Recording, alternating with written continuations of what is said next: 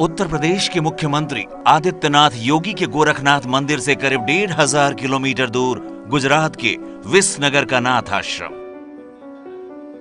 इन दोनों मंदिर और आश्रम के बीच एक कड़ी है आदित्यनाथ योगी, और आदित्यनाथ को जो कड़ी गुजरात तक जोड़ती है उनका नाम है गुलाबनाथ महाराज। गुलाबनाथ जब जीवित थे तब शायद ही कभी ऐसा हुआ हो जब आदित्यनाथ यहाँ अपने बड़े गुरु भाई गुलाबनाथ से मिलने साल में 2-3 बार ना आए हों। गुलाबनाथ का मूल नाम था गुल मोहम्मद खान। गुल मोहम्मद का गुजरात के बनासकांठा जिले में एक मुस्लिम परिवार में जन्म हुआ था। गुल मोहम्मद के पूर्वज पठान थे और अफगानिस्तान से आकर गुजरात में बस गए थे। मेरे वालिद ये भी संतों के पास बैठने वाले थे, जो हमारे वालिद भी थे वो भी संतों के पास बैठने वाले थे। तो उनको तो हमारा तो कोई चीज का कोई भेद ही नहीं था कि क्या चीज इस्लाम के, मुसलमान के, हिंदुओं के, ये चीज कोई थी नहीं। गुल मोहम्मद के पिता नाथ संप्रदाय के संतों की इज्जत किया करते थे। जैसा कि आपको मालूम है, आदित्यनाथ नाथ संप्रदाय के गोरक्ष पीठ के ही पीठाधीश्वर हैं। गुल मोहम्मद नाथ संप्रदाय और सनातन परंपरा से इतने प्रभावित हुए कि उन्होंने नाथ संप्रदाय में दीक्षा ही ले ली। बालकनाथ जी से दीक्षा लेकर गुल मोहम्मद बन गए गुलाबनाथ। यही गुलाबनाथ आगे चलकर नाथ संप्रदाय के विसनगर के इस मंदिर के गादीपति भी बने और 60 साल तक इस जिम्मेदारी को निभाते रहे।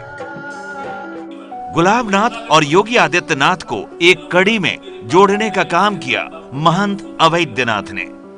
योगी आदित्यनाथ और गुलाबनाथ के बीच उम्र में काफी अंतर था, लेकिन साझा संबंध ये था कि दोनों ही महंत अवैधनाथ के करीबी थे। आदित्यनाथ जी बाबू जब गुजरात में आते थे तो गुजरात में यहाँ आके रुकते थे, और यहाँ रुके कई प्रोग्राम में जाना हो तो यहाँ से जावे साधन गाड़ी लेके जाते थे। तो उनके साथ इतना रिश्ता बढ़ गया था कि एक बिना वो रह भी नहीं सकते, इतना रिश्ता था उनका।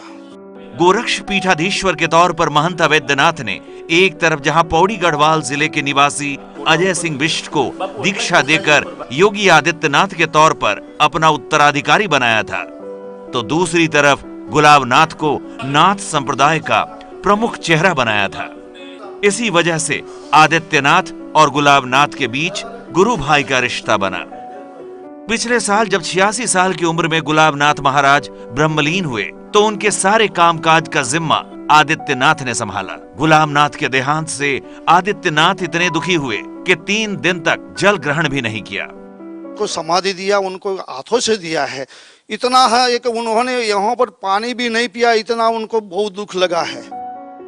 बहुत कम लोगों को ध्यान में होगा कि मोदी को बीजेपी ने साल 2013 के सितंबर महीने में पीएम उम्मीदवार के तौर पर पेश किया, लेकिन देश के संत समाज ने अपनी तरफ से यह काम 2 साल पहले 2011 में ही कर दिया था, और उस बैठक में आदित्यनाथ के साथ गुलाबनाथ महाराज ने बड़ी भूमिका निभाई थी।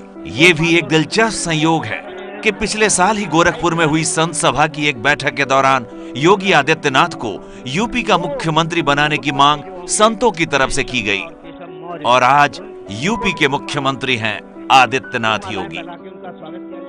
ये है एबीपी न्यूज, आपको रखे आगे।